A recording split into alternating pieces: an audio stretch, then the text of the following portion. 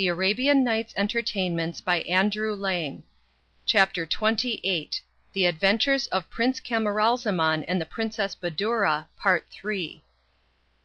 Let us now see what had become during this time of the Princess Badoura. On first waking she was much surprised not to find the prince near her.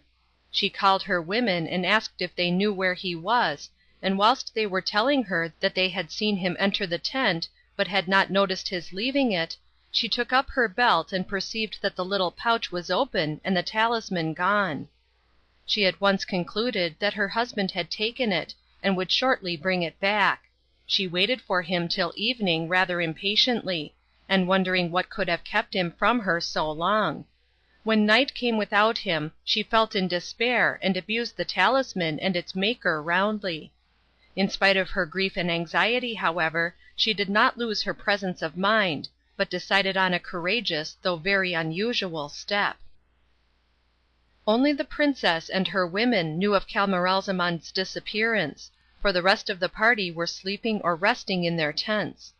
Fearing some treason should the truth be known, she ordered her women not to say a word which would give rise to any suspicion, and proceeded to change her dress for one of her husbands, to whom, as has already been said, she bore a strong likeness.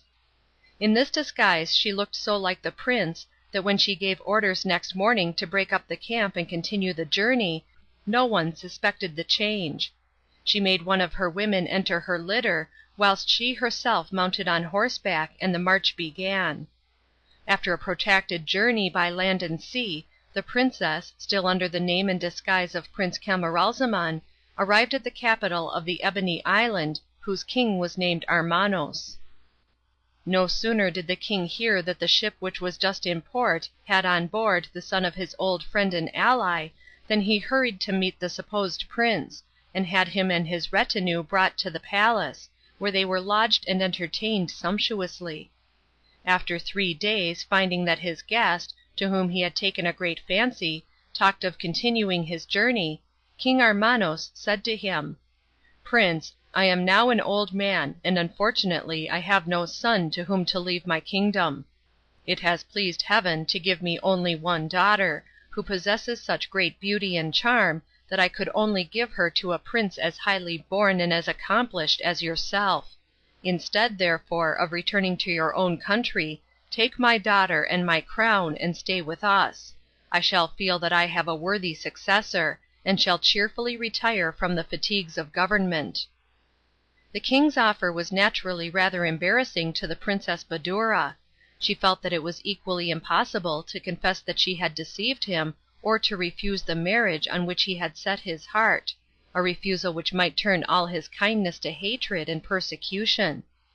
All things considered, she decided to accept, and after a few moments' silence, said with a blush, which the king attributed to modesty, "Sire, I feel so great an obligation for the good opinion your majesty has expressed for my person and of the honour you do me, that, though I am quite unworthy of it, I dare not refuse.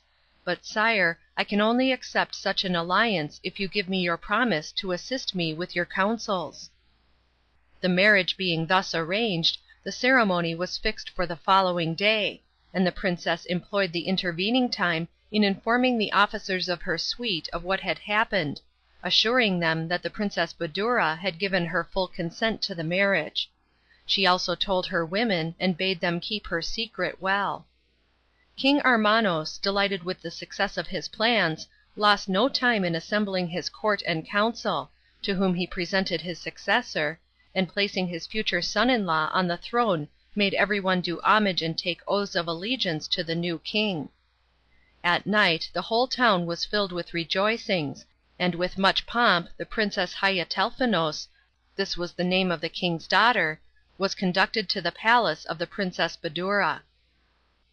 Now Badoura had thought much of the difficulties of her first interview with King Armanos' daughter, and she felt the only thing to do was at once to take her into her confidence. Accordingly, as soon as they were alone, she took Haiatelnefous by the hand and said, "Princess, I have a secret to tell you, and must throw myself on your mercy. I am not Prince Camaralzaman, but a princess like yourself and his wife, and I beg you to listen to my story. Then I am sure you will forgive my imposture in consideration of my sufferings." She then related her whole history, and at its close Haiatelnefous embraced her warmly and assured her of her entire sympathy and affection. The two princesses now planned out their future action, and agreed to combine to keep up the deception and to let Badoura continue to play a man's part until such time as there might be news of the real Camaralzaman. Whilst these things were passing in the Ebony Island, Prince Camaralzaman continued to find shelter in the gardener's cottage in the town of the Idolaters. Early one morning the gardener said to the prince, "Today is a public holiday, and the people of the town not only do not work themselves, but forbid others to do so. You had better, therefore, take a good rest whilst I go to see some friends, and as the time is near for the arrival of the ship of which I told you, I will make inquiries about it, and try to bespeak a passage for you." He then put on his best clothes and went out, leaving the prince, who strolled into the garden and was soon lost in thoughts of his dear wife and their sad separation. As he walked up and down, he was suddenly disturbed in his reverie by the noise two large birds were making in a tree. Camaralzaman stood still and looked up, and saw that the birds were fighting so savagely with beaks and claws that before long one fell dead to the ground, whilst the conqueror spread his wings and flew away. Almost immediately two other larger birds, who had been watching the duel, flew up and alighted, one at the head and the other at the feet of the dead bird. They stood there some time, sadly shaking their heads, and then dug up a grave with their own claws, in which they buried him.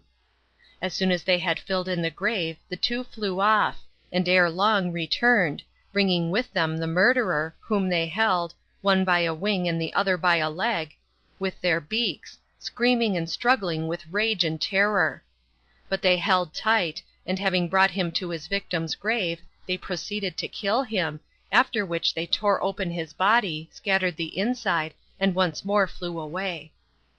The prince, who had watched the whole scene with much interest, now drew near the spot where it happened, and glancing at the dead bird, he noticed something red lying near, which had evidently fallen out of its inside.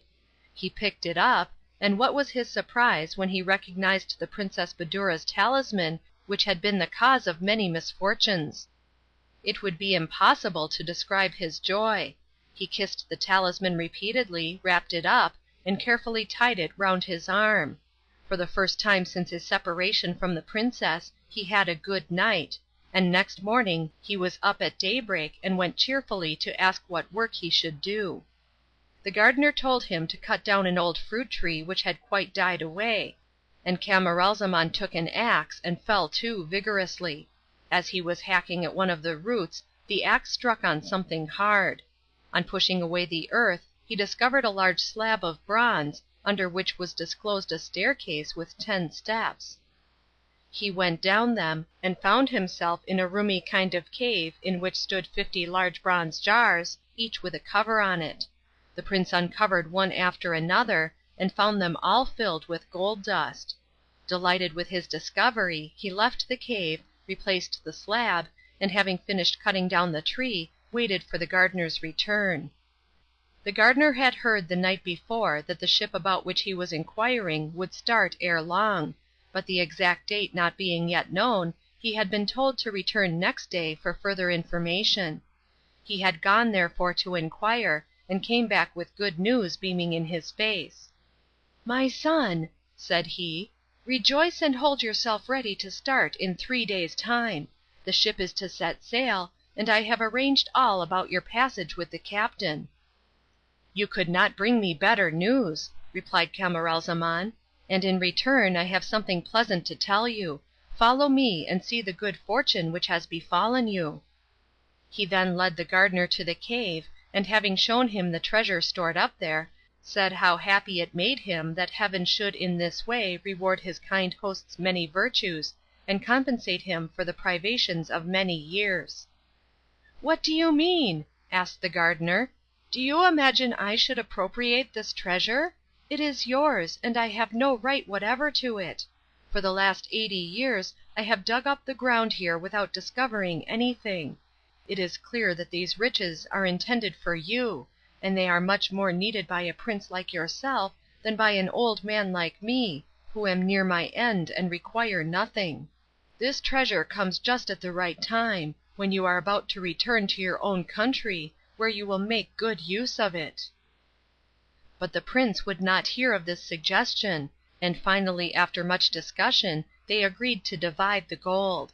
When this was done the gardener said, "My son, the great thing now is to arrange how you can best carry off this treasure as secretly as possible for fear of losing it. There are no olives in the Ebony Island, and those imported from here fetch a high price. As you know, I have a good stock of the olives which grew in this garden. Now you must take 50 jars, fill each half full of gold dust, and fill them up with the olives. We will then have them taken on board ship when you embark." The prince took this advice and spent the rest of the day filling the 50 jars, and fearing lest the precious talisman might slip from his arm and be lost again, he took the precaution of putting it in one of the jars, on which he made a mark so as to be able to recognize it. When night came the jars were all ready, and the prince and his host went to bed. Whether in consequence of his great age, or of the fatigues and excitement of the previous day, I do not know, but the gardener passed a very bad night. He was worse next day, and by the morning of the third day was dangerously ill. At daybreak the ship's captain and some of his sailors knocked at the garden door, and asked for the passenger who was to embark. "I am he," said Camaralzaman, who had opened the door. "The gardener who took my passage is ill and cannot see you, but please come in and take these jars of olives and my bag, and I will follow as soon as I have taken leave of him."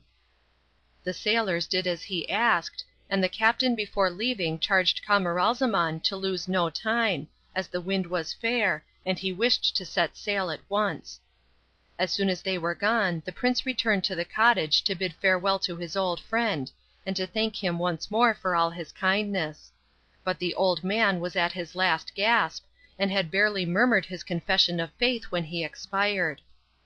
Camaralzaman was obliged to stay and pay him the last offices, so having dug a grave in the garden, he wrapped the kind old man up and buried him. He then locked the door, gave up the key to the owner of the garden, and hurried to the quay only to hear that the ship had sailed long ago, after waiting 3 hours for him. It may well be believed that the prince felt in despair at this fresh misfortune, which obliged him to spend another year in a strange and distasteful country. Moreover, he had once more lost the Princess Badoura's talisman, which he feared he might never see again. There was nothing left for him but to hire the garden as the old man had done, and to live on in the cottage. As he could not well cultivate the garden by himself, he engaged a lad to help him, and to secure the rest of the treasure he put the remaining gold dust into 50 more jars, filling them up with olives so as to have them ready for transport. Whilst the prince was settling down to this second year of toil and privation, the ship made a rapid voyage and arrived safely at the Ebony Island. As the palace of the new king, or rather of the Princess Badoura, overlooked the harbour, she saw the ship entering it and asked what vessel it was coming in so gaily decked with flags, and was told that it was a ship from the island of the Idolaters, which yearly brought rich merchandise. The princess, ever on the lookout for any chance of news of her beloved husband, went down to the harbour attended by some officers of the court, and arrived just as the captain was landing.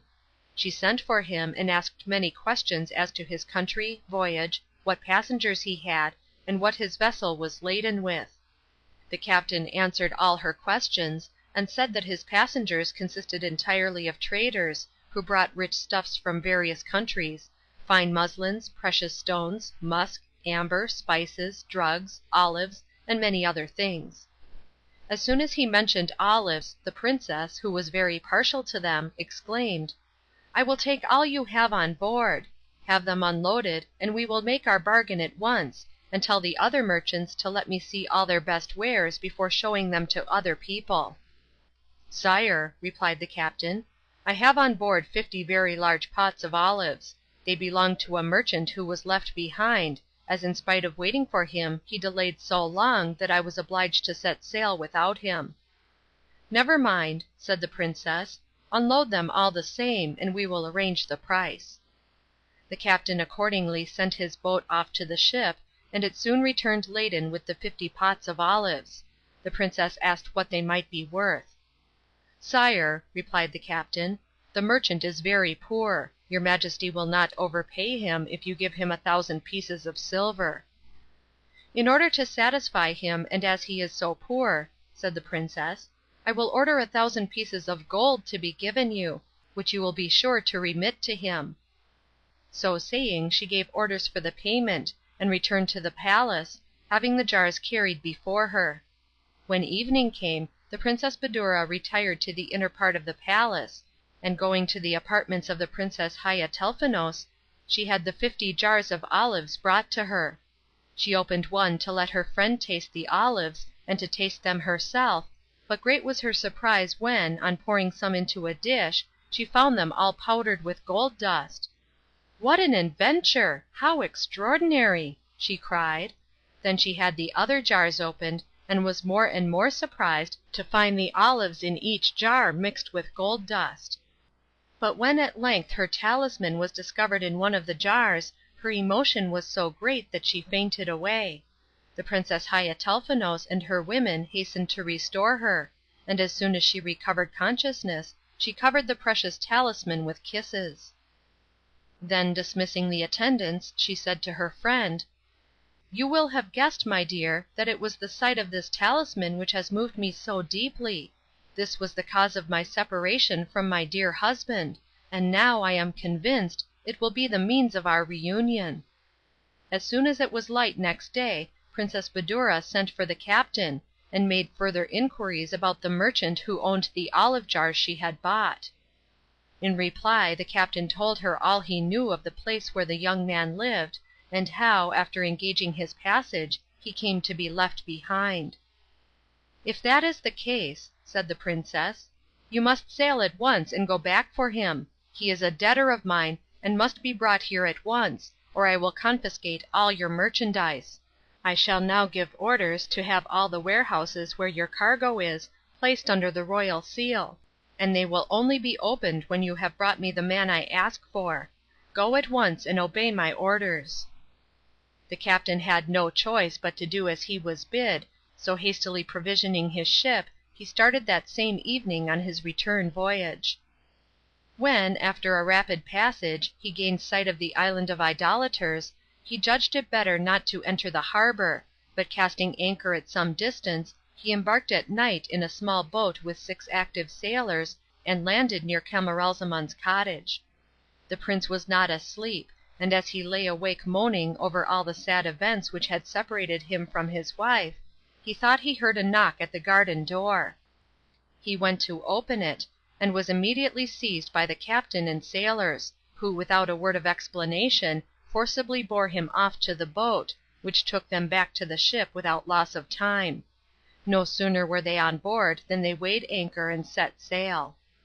Camaralzaman, who had kept silence till then, now asked the captain, whom he had recognized, the reason for his abduction. "Are you not a debtor of the King of the Ebony Island?" asked the captain. "I? Why, I never even heard of him before, and never set foot in his kingdom," was the answer. "Well, you must know better than I," said the captain. "You will soon see him now, and meantime be content where you are and have patience." The return voyage was as prosperous as the former one, and though it was night when the ship entered the harbour, the captain lost no time in landing with his passenger, whom he conducted to the palace, where he begged an audience with the king. Directly the Princess Badoura saw the prince, she recognized him in spite of his shabby clothes. She longed to throw herself on his neck, but restrained herself, feeling it was better for them both that she should play her part a little longer. She therefore desired one of her officers to take care of him and to treat him well. Next she ordered another officer to remove the seals from the warehouse, whilst she presented the captain with a costly diamond, and told him to keep the 1,000 pieces of gold paid for the olives, as she would arrange matters with the merchant himself. She then returned to her private apartments, where she told the Princess Haiatelnefous all that had happened, as well as her plans for the future, and begged her assistance, which her friend readily promised. Next morning she ordered the prince to be taken to the bath, and clothed in a manner suitable to an emir or governor of a province. He was then introduced to the council, where his good looks and grand air drew the attention of all on him. Princess Badoura, delighted to see him looking himself once more, turned to the other emirs, saying, "My lords, I introduce to you a new colleague, Camaralzaman, whom I have known on my travels, and who, I can assure you, you will find well deserves your regard and admiration." Camaralzaman was much surprised at hearing the king, whom he never suspected of being a woman in disguise, asserting their acquaintance, for he felt sure he had never seen her before. However, he received all the praises bestowed on him with becoming modesty, and prostrating himself said, "Sire, I cannot find words in which to thank your majesty for the great honor conferred on me. I can but assure you that I will do all in my power to prove myself worthy of it." On leaving the council, the prince was conducted to a splendid house which had been prepared for him, where he found a full establishment and well-filled stables at his orders. On entering his study, his steward presented him with a coffer filled with gold pieces for his current expenses. He felt more and more puzzled by such good fortune, and little guessed that the Princess of China was the cause of it. After a few days the Princess Badoura promoted Camaralzaman to the post of Grand Treasurer, an office which he filled with so much integrity and benevolence as to win universal esteem. He would now have thought himself the happiest of men had it not been for that separation which he never ceased to bewail. He had no clue to the mystery of his present position, for the princess, out of compliment to the old king, had taken his name, and was generally known as King Armanos the Younger, few people remembering that on her first arrival she went by another name. At length the princess felt that the time had come to put an end to her own and the prince's suspense, and having arranged all her plans with the Princess Haiatelnefous, she informed Camaralzaman that she wished his advice on some important business, and, to avoid being disturbed, desired him to come to the palace that evening.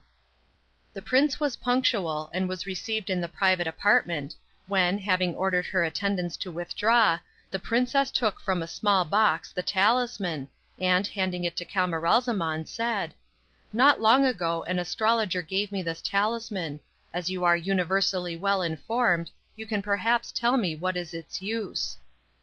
Camaralzaman took the talisman, and, holding it to the light, cried with surprise, "Sire, you ask me the use of this talisman. Alas! hitherto it has only been a source of misfortune to me, being the cause of my separation from the one I love best on earth. The story is so sad and strange that I am sure your majesty will be touched by it if you will permit me to tell it you." "I will hear it some other time," replied the princess. "Meanwhile, I fancy it is not quite unknown to me. Wait here for me, I will return shortly." So saying, she retired to another room, where she hastily changed her masculine attire for that of a woman, and, after putting on the girdle she wore the day they parted, returned to Camaralzaman. The prince recognized her at once, and, embracing her with the utmost tenderness, cried, "Ah, how can I thank the king for this delightful surprise?" "Do not expect ever to see the king again," said the princess, as she wiped the tears of joy from her eyes. "In me you see the king.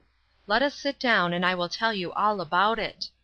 She then gave a full account of all her adventures since their parting, and dwelt much on the charms and noble disposition of the Princess Haiatelnefous, to whose friendly assistance she owed so much. When she had done, she asked to hear the prince's story, and in this manner they spent most of the night. Next morning the princess resumed her woman's clothes, and as soon as she was ready, she desired the chief eunuch to beg King Armanos to come to her apartments. When the king arrived, great was his surprise at finding a strange lady in company of the Grand Treasurer, who had no actual right to enter the private apartment. Seating himself, he asked for the king. "Sire," said the princess, Yesterday I was the king. Today I am only the Princess of China and wife to the real Prince Camaralzaman, son of King Schahzaman, and I trust that when your Majesty shall have heard our story you will not condemn the innocent deception I have been obliged to practice." The king consented to listen, and did so with marked surprise.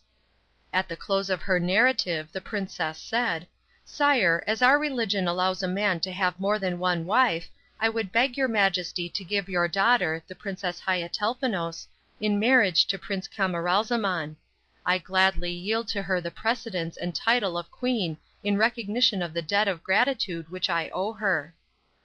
King Armanos heard the princess with surprise and admiration; then, turning to Camaralzaman, he said, "My son, as your wife, the Princess Badoura, whom I have hitherto looked on as my son-in-law, consents to share your hand and affections with my daughter, I have only to ask if this marriage is agreeable to you, and if you will consent to accept the crown which the Princess Badoura deserves to wear all her life, but which she prefers to resign for love of you." "Sire," replied Camaralzaman, "I can refuse your Majesty nothing." Accordingly, Camaralzaman was duly proclaimed king, and as duly married with all pomp to the Princess Haiatelnefous, with whose beauty, talents, and affections he had every reason to be pleased. The two queens lived in true sisterly harmony together, and after a time each presented King Camaralzaman with a son, whose births were celebrated throughout the kingdom with the utmost rejoicing. CHAPTER 29.